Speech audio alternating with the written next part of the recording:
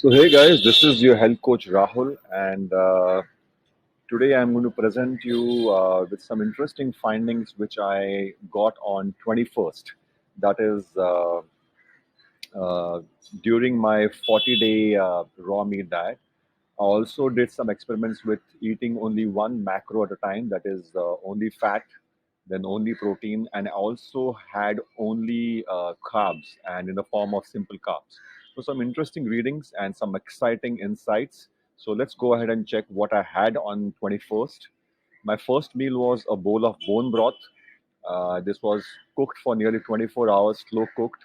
This was made from goat bones, half a kg, and this was complete fat meal with essential minerals coming out of the bone and other nutrients.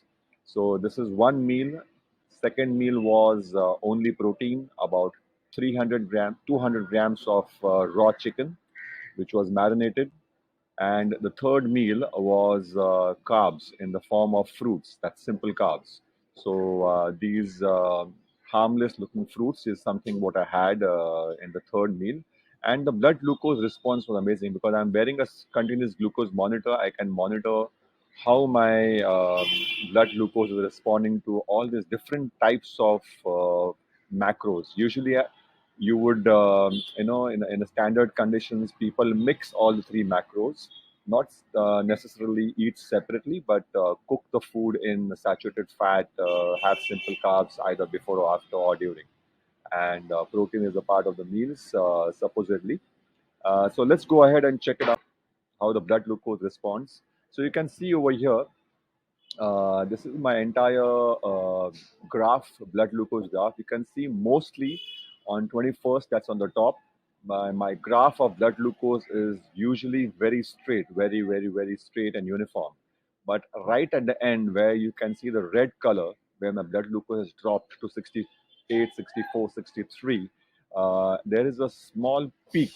Uh, and the blood glucose shows 155 over there. So usually my blood glucose readings are standardized between 70 and 80, 85. That's a CGM reading. So let's see what happens when I eat fat. When I eat fat, that's at around 12:15, 12:05. My blood glucose readings were about 80 and 77. And fat in the form of bone broth, it remained constant, and even after an hour it was about 78, 73, and 80. You can see that. But after 2 hours of eating having the bone broth, I was hungry again. My body wanted to eat something, so I decided to have my second meal, and that was the protein meal. So you can see at 2 o'clock, 2:05, after 2 hours of having fat, my blood glucose levels slightly dropped down, not much. It is still in the range of 70 and 80, but I was feeling hungry. So I respected the hunger and I had proteins that time in the form of chicken. That's 200 grams, raw chicken meat. And you can see even after eating proteins, the blood glucose levels were quite well maintained in the range of 80, 85, 86, 80 for the next few hours. So I didn't eat anything for the next 6 hours. You can see that I did some exercise training that day, and no, I guess I rested that day. I didn't exercise, and by the time it was 10 p.m., my blood glucose levels had dropped down to about 63. That was the lowest, and I was also feeling hungry that time, and I decided to eat the third macro at that time. Fruits, as we all see, as we have seen that I had two apples and two oranges, and soon you can see within half an hour my blood glucose readings were 138. They shot up to 155 by 45 minutes, and by the end of 1 hour they were actually again dropping down to 135. So let's try and analyze this further.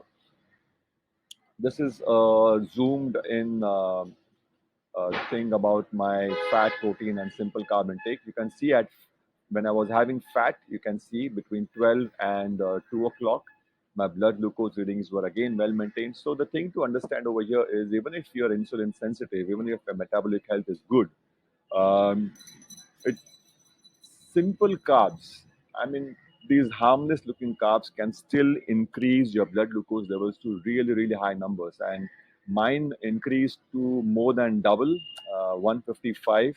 And I'm sure this is just a CGM reading. So blood serum readings would have been about 20, 25 points higher. So it was 170, 175. So you can imagine the kind of damage we all are doing, thinking that fruits are harmless and fruits don't do any harm to us.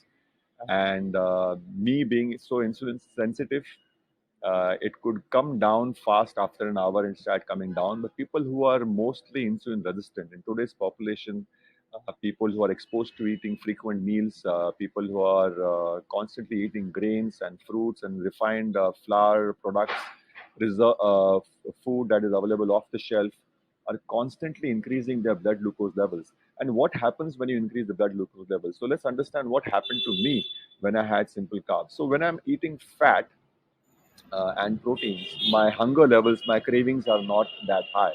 I can easily control my hunger. I can easily control what I want to eat. I can easily do fasting.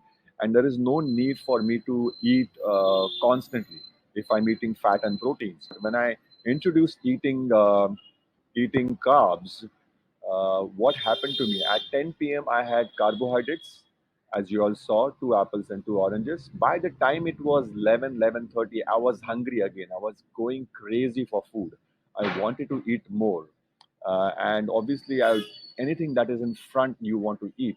But because I'm aware, because I'm conscious, because I've been training and I know what I was also understanding what was happening inside me. I did not go for the wrong food, but usually, normally, people who do not realize what is happening inside them, the hypoglycemia, the hyperglycemia, followed by a hypoglycemia, and the need for blood glucose again, or need for energy again, because what you have had before in the form of simple carbs is an inefficient form of or a inferior kind of an energy, which your body does not really enjoy. It does utilize it and tries to store it as fats, but the utilization of simple carbs or complex carbs is not much. It only has a temporary shelf life. That's why the moment the shelf life of that blood glucose gets over, your body again starts craving for food. But the shelf life, the energy life of fat and proteins is much longer, and that's why the cravings would be always less. You will be able to control your thoughts, emotions much better whenever you're on a fat and protein diet. So what happened to me? The After half an hour, 45 minutes, 1 hour, my cravings shot up, my hunger shot up, and I couldn't sleep. My stomach started cramping up. There were a lot of digestive issues that I experienced the next day after eating fruits, which I've never experienced in the past 3 to 4 years. And fruits actually troubled my digestive system a lot. It gave me cramps. It gave me sleepless night. I slept at 3 a.m. The reason for sleeping late was the reason for sleeping late was because I was collecting the data of blood glucose levels. So you can see I slept at about 3 a.m. in the night, and uh, I was consciously eating or having coconut oil. So you can see over here at 12 a.m. I had coconut oil and ghee. Again at 1:30 a.m. Again I had coconut oil and ghee, and again at about 2:30 a.m. I had some dehydrated pork which has got a lot of fat. So that is what I had, and you can see now afterwards my blood glucose levels were again maintained below 90, and that was a result of me consciously deciding to eat only fat, that is coconut oil, ghee, and I also had some minced pork, which was dehydrated and raw, so which is again very high in fat and lean protein. So that helped me basically curb my cravings. And the next day, I did not eat anything till 4 p.m. So these are conscious decisions which I took because I'm trained. I know what my body is going to respond, how my body is going to respond, or how physiologically people respond to fruits and carbs. And I could take the conscious decision because of my education. But the weakness that we have today in our society is that people are not trained, people are not educated in the way they should be eating. We are never taught about nutrition in a correct form. They are always taught to basically be scared of eating too much proteins or too much fat because of the associated risks that they keep telling us, which is not true. So the associated risk, what everyone keeps telling you about cholesterol, about heart disease, is not true. What actually is putting you at risk is the constant eating, the frequent eating, and that only happens when you are making simple carbs or complex carbs as a major part of your diet. You can eat simple carbs or complex carbs, but in a very limited way after assessing your insulin sensitivity. So, understanding your insulin sensitivity is very important. We'll have a look at it just again and try and understand. When I had fat and protein, the curve was flat. You can see the line is flat. When I had simple carbs, my line just shot up, my graph shot up, and it went up to 155 on CGM. And blood serum levels would have been 20, 25 points higher. That is about 175, 180. So that's really, really huge. And if you're a diabetic, this can put you at constant risk and make you more insulin resistant, and it can also make you increase your insulin injections, what you're taking insulin units, because you will panic. The doctor will panic looking at the blood glucose levels, and you wouldn't understand how come eating only healthy fruits, that's what you consider fruits to be healthy.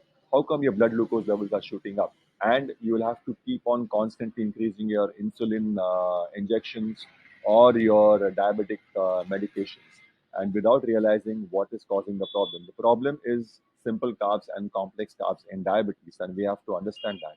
And most of the metabolic diseases today is a result of insulin toxicity. So, what are the key learnings over here? Simple carbs are not as harmless as they are projected by the mainstream healthcare industry.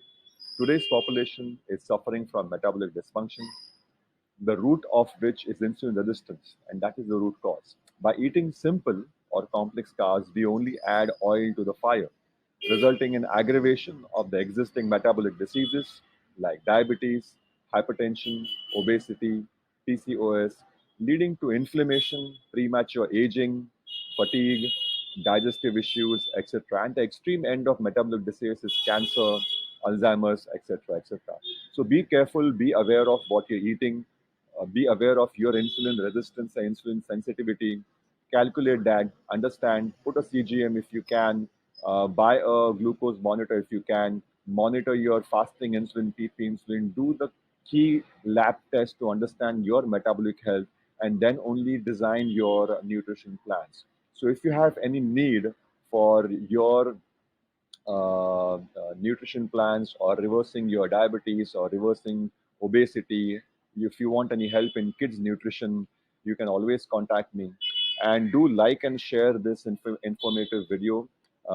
This is very important that we spread the knowledge to not just ourselves but to our family and our friends. Extend this knowledge, share this knowledge, and like and spread the video. Thank you so much. You can contact me on WhatsApp on this number, and take care, stay well, and eat correctly, and monitor your carbohydrate percentage. Cheers.